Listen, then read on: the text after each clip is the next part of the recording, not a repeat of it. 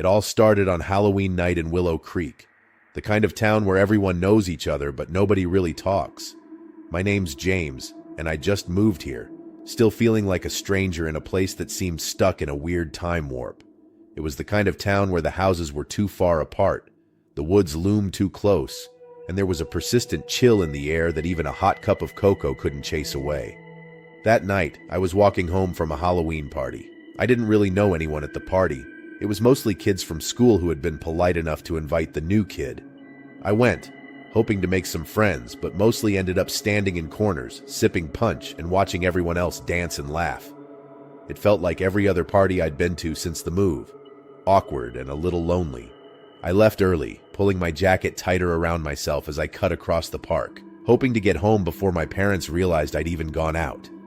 The streetlights were flickering, throwing long shadows across the empty street, and the wind rustled through the dry, fallen leaves. It was so quiet that every step I took seemed to echo, a hollow sound that only added to the eerie atmosphere. That's when I saw him. The clown. He stood under the streetlight at the edge of the park, his costume faded and dirty, like it had been left out in the rain too many times.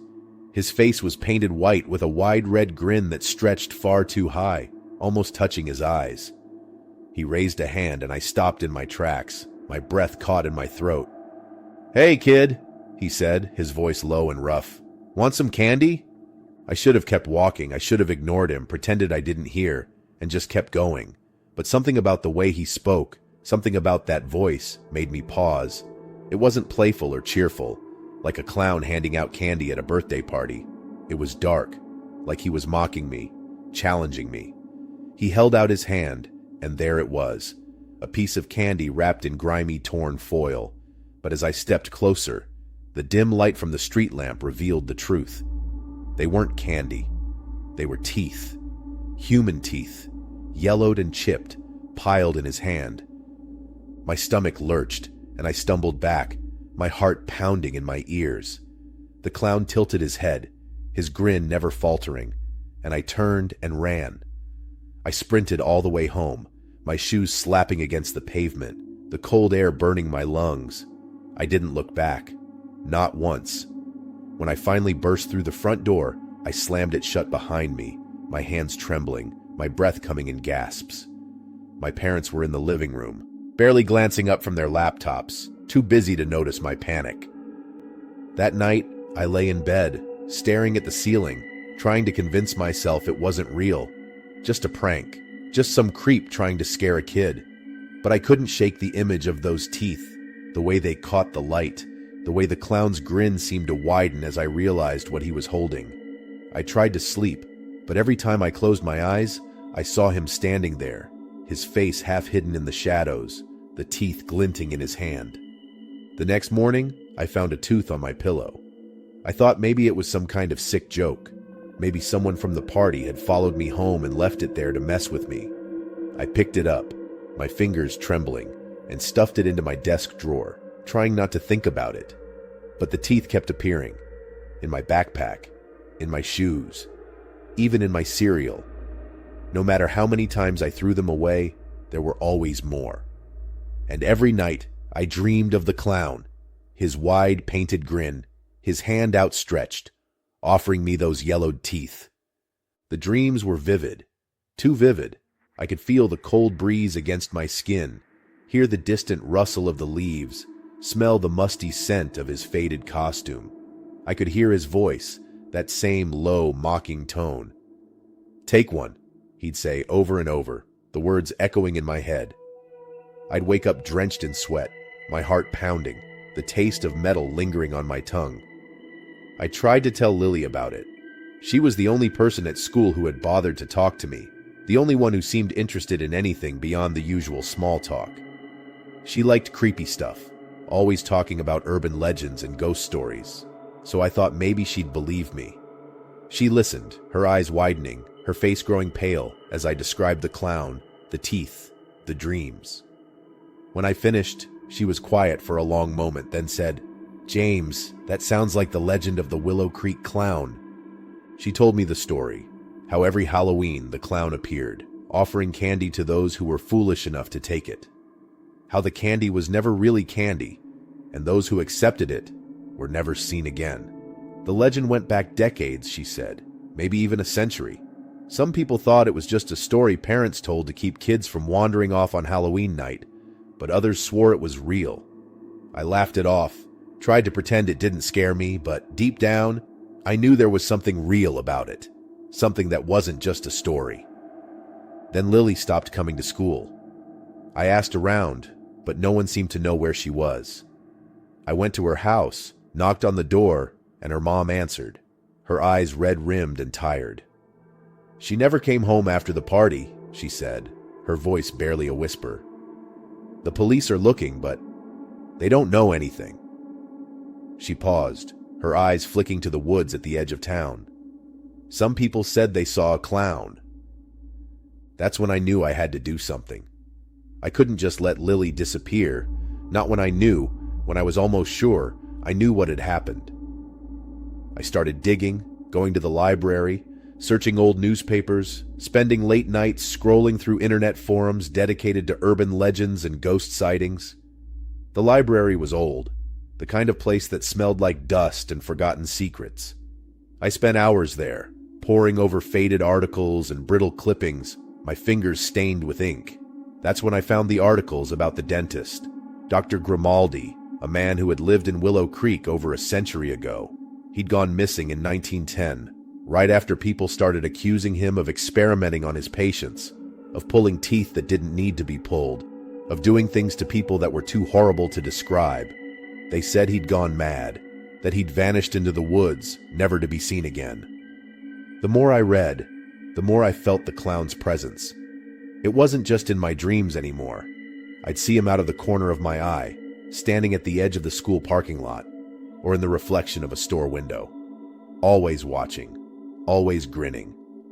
I started to feel like I was losing my mind. Every shadow seemed to hide his face. Every flicker of movement made me jump.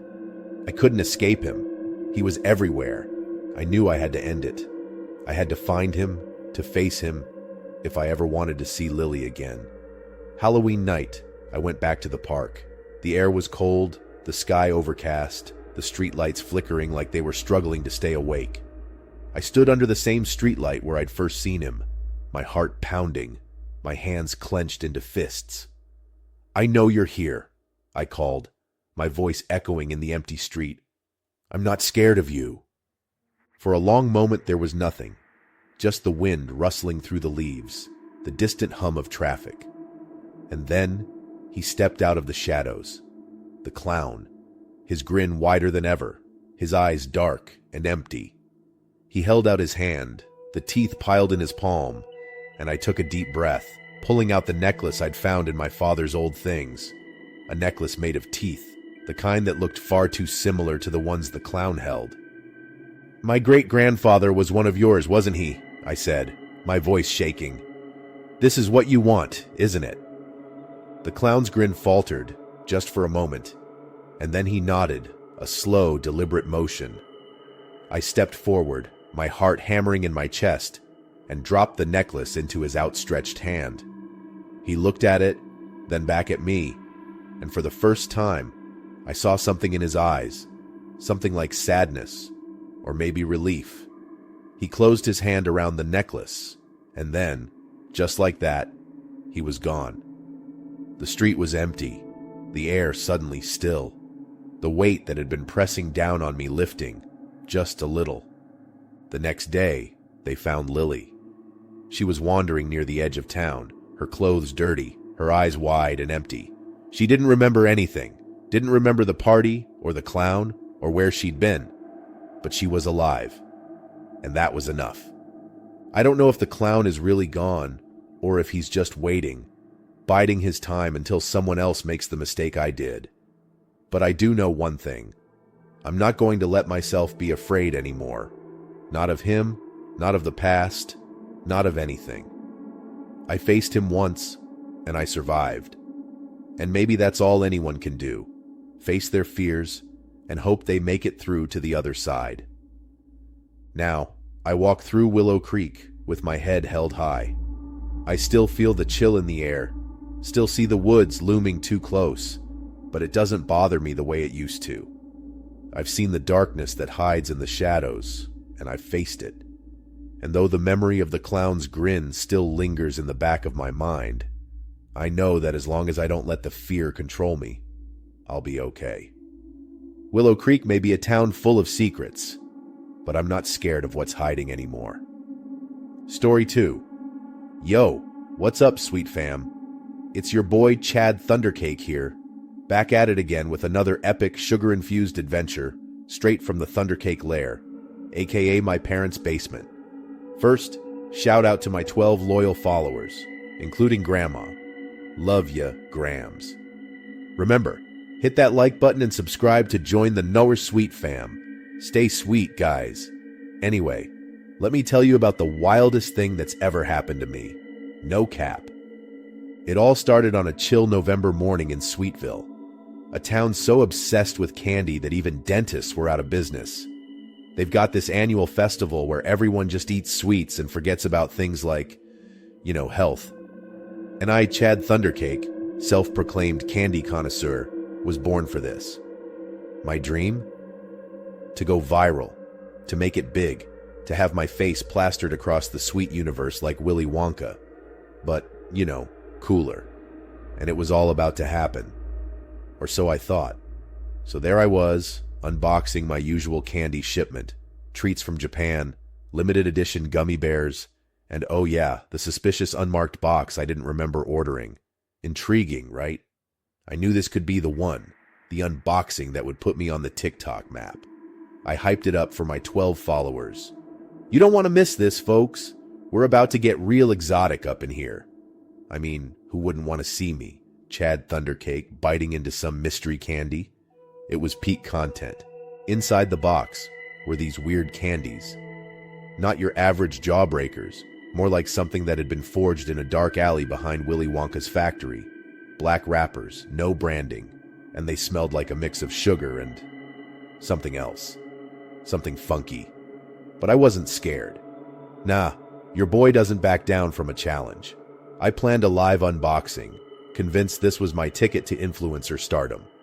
Later that night, I realized I was out of my go-to power drink, Hyper Surge, and I needed it for the late-night grind. So I threw on my signature fedora and my candy wrapper necklace, dripped so hard, Amirite, and headed to the local convenience store. That's when I met him, Mr. Chuckles. He was standing under a flickering streetlight, a clown costume that had seen better days, with oversized shoes and an unsettling grin that stretched a bit too far across his face. "Hey there, young man," he said, his voice kind of scratchy, like he'd been gargling gravel. "Fancy a sweet treat?" He held out his hand, and there it was, a single piece of candy wrapped in red foil. Now, any sane person would probably have run the other way. But me? This was content gold. I thought, this dude is just committed to his costume for Halloween, right? And maybe he's got that special, viral-worthy candy I need. I mean, what's the worst that could happen? So, I took it. I even filmed it, turning the camera to my face and giving it a big ol' wink. Stay tuned, sweet fam, 'cause Mr. Chuckles here says this will change my life. Spoiler alert, it did. Just not how I thought. I got home, popped the candy into my mouth, and went live on TikTok. The taste was different, a mix of sweet and metallic with a strange aftertaste that made my gums tingle. But hey, I played it off like it was the best thing ever. "Oh yeah, this is the stuff, guys. Delicious," I said, even though I could feel something was off. And then, well, things got weird. The next morning I woke up and my teeth felt loose. Like, really loose. I could move them with my tongue, and instead of panicking like any normal person, I thought, this is it. My viral moment. I set up my ring light, opened my app, and hit record. "What's up, sweet fam? Your boy's teeth are falling out. Let's turn this into some views, huh? Losing my teeth for clout." I even hashtagged it, Wire Teeth Challenge. But, instead of going viral, the only comment I got was from Grandma's second account. "Chad, sweetheart, please see a dentist." That's when Sir Nibbles, my business manager / hamster, started acting weird too. He escaped his cage, which was unusual, because normally Sir Nibbles is all about that cushy lifestyle. Snacks, wheel runs, and naps. But that morning, he ran straight to my bathroom, pawing at the door until I followed. He stared at me, then at the mirror, his little whiskers twitching like he was trying to tell me something.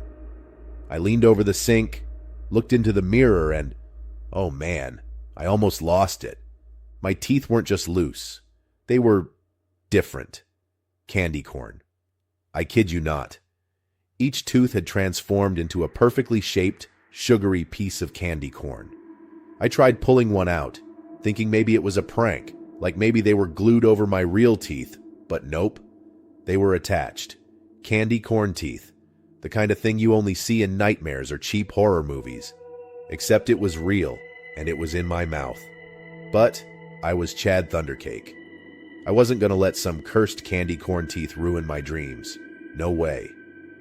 I made a new series. Candy Smile, the sweetest teeth on TikTok. I thought it was genius, showing off my candy corn teeth, smiling into the camera, making puns like, I'm too sweet for the dentist. But the views? Nothing. It was like the algorithm was punishing me for my bad dental hygiene. Days passed and things only got worse. My skin started to feel sticky. My cheeks began to swell, and one day I woke up to find my entire head had transformed into a giant lollipop. I mean, bright colors, shiny surface, the whole deal. I couldn't believe it. I tried to keep up the act, filmed myself saying things like, looks like I'm the lick of the town now. But it was hard to stay upbeat when I couldn't even fit through doorways without turning sideways. That's when Sir Nibbles did it again. He escaped his cage, running around frantically, squeaking like he was losing his tiny mind. He led me to the box, the one with the strange candies. I opened it, looking through the wrappers, and that's when I found it. A note, hidden at the bottom, written in smeared ink. To my dearest nephew Chad, may you finally learn that chasing fame will only lead to sticky situations. Love, Uncle Larry, aka Mr. Chuckles. Uncle Larry? My mom's brother? The one they'd kicked out of the family for being too weird? The one with the bad jokes and even worse magic tricks? I stared at the note, everything clicking into place. The creepy clown, the candy, the warnings. He'd orchestrated the whole thing. A curse, all to teach me some twisted lesson about fame. My head was literally candy, my teeth were candy corn, and it was all because Uncle Larry thought I needed a moral wake-up call. It all came to a head at the annual Sweetville Carnival. I knew he'd be there. Where else would an outcast candy-cursing clown go? I marched in, my lollipop head turning every few seconds to avoid getting hit by stray carnival balloons. I spotted him near the dunk tank, wearing the same clown costume, his face painted in that wide, unsettling grin. "Uncle Larry!" I shouted, my voice muffled by the layers of sugar coating my mouth. He turned, and for a moment, his smile faltered. I stomped over, Sir Nibbles perched on my shoulder, squeaking furiously. "Chad!" Uncle Larry said, holding out his arms like we were about to have some big family reunion hug. "Look at you! Sweet as can be, huh?" He laughed, but it wasn't funny. Not even a little. "You did this!" I yelled. "I just wanted to be famous, and now I'm a walking candy shop." Uncle Larry's face softened. He stepped closer, placing a sticky hand on my very sticky shoulder. "Kid, you've been chasing the wrong kind of sweetness. I thought maybe if I showed you, well, you'd realize that real sweetness isn't about going viral. It's about family, about connection." I wanted to be mad. I wanted to yell at him, to tell him he had no right. But standing there, under the carnival lights, my head a giant lollipop, my teeth candy corn, I felt something shift. Maybe it was the sugar affecting my brain, or maybe Uncle Larry had a point. I sighed, dropping my shoulders. "Fine, but you're fixing this," I said. And so we did. It wasn't easy. Lots of awkward hugs, plenty of cringe-worthy apologies, and a long, strange night involving Uncle Larry's old spellbook and a ton of peppermint oil. But by the end of it, I was me again, just Chad, with my regular old teeth and my non-candy head. And Uncle Larry? He wasn't just Mr. Chuckles anymore. He was family. We decided to open a candy shop together. Thundercake and Chuckles, sweets and giggles. It wasn't the kind of fame I'd imagined, but it was something better. We made terrible jokes and even worse candy, and people loved it. Not because we were viral, but because we were real. And that, sweet fam, is the sweetest thing of all. Stay sweet, guys, and remember, don't take candy from clowns.